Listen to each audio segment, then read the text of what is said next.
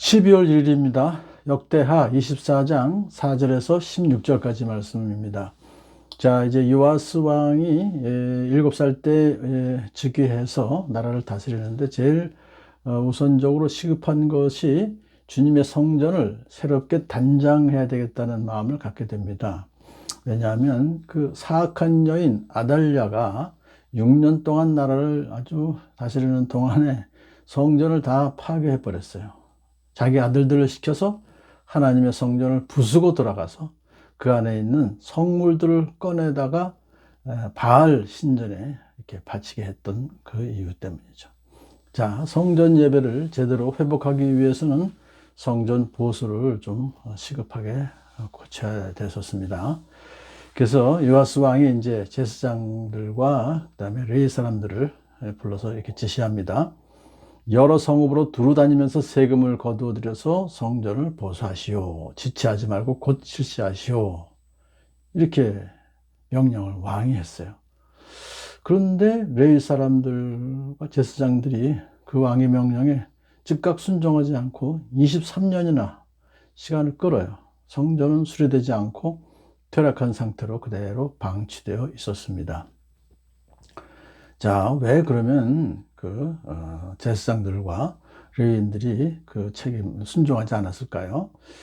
여기에 모든 책임은 여호야다 대제사장이 총책임자이죠. 그런데 그가 그 밑에 제사장들과 그리고 레위인들을 독려하지 않았던, 지도하지 않았던 그 이유가 있었을 것입니다.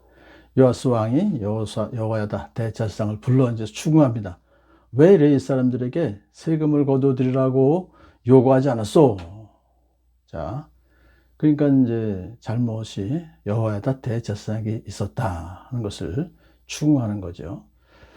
자, 그러면서 이제 그 왕은 왜 세금을 거둬야 하는지 성전 수리를 위해서 그 근거를 이렇게 말합니다. 그 세금은 주님의 종 모세와 이스라엘 백성들이 1년에 반세겔씩 바치도록 광야 생활에서 이미 부과되었던 것입니다.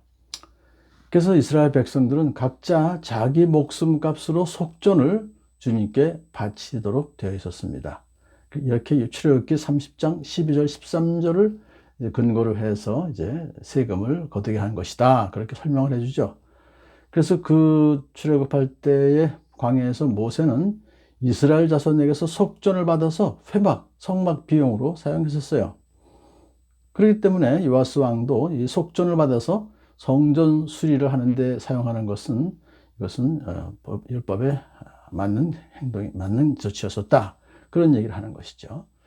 물론 여호야다가 이 하나님 말씀을 몰라서 왕의 명령을 즉시 순종하지 않은 것이 아니죠.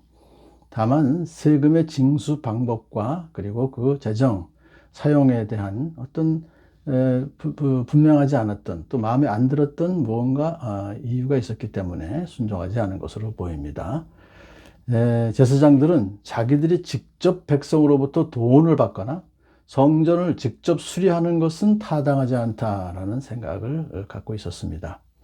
자, 요아스 왕은 이제 여호야다를 추궁한 후에 아하, 문제가 있구나. 그 원인을 이제 깨닫고 새로운 징수 방법을 제시해서 성전 수리를 진행하도록 수정명령을 내립니다. 지혜로운 거죠.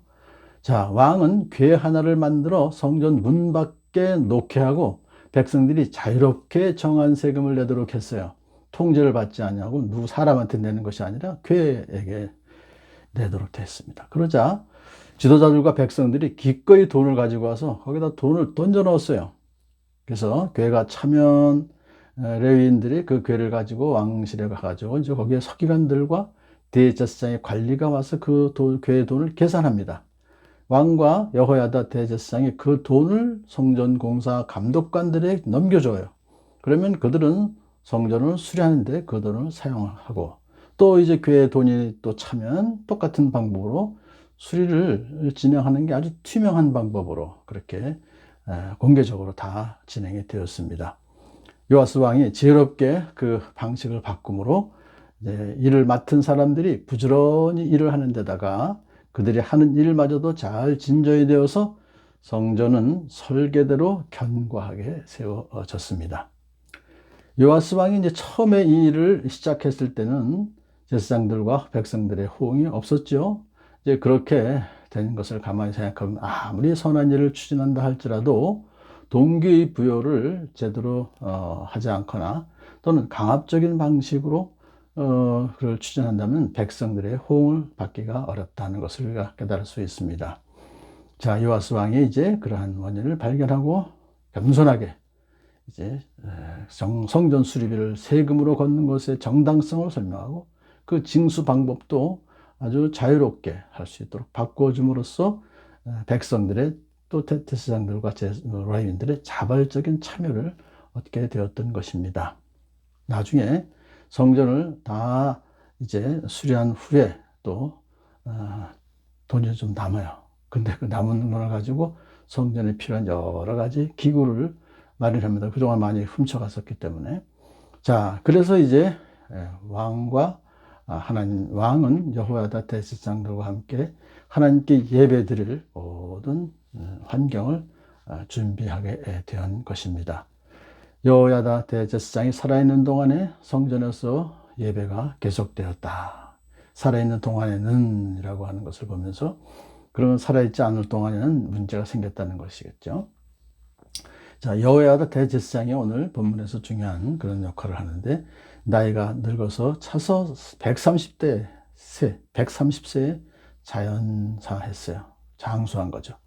그러자 사람들은 그를 다윗의 성 왕실묘지에 안장합니다. 왕 뺏기는 거기에 안장될 수 없습니다. 그런데 그는 왕 대접을 받았다는 것이죠. 왜냐하면 그가 평생 이스라엘 백성과 성전을 위해서 좋은 일을 했기 때문에 그런 것입니다.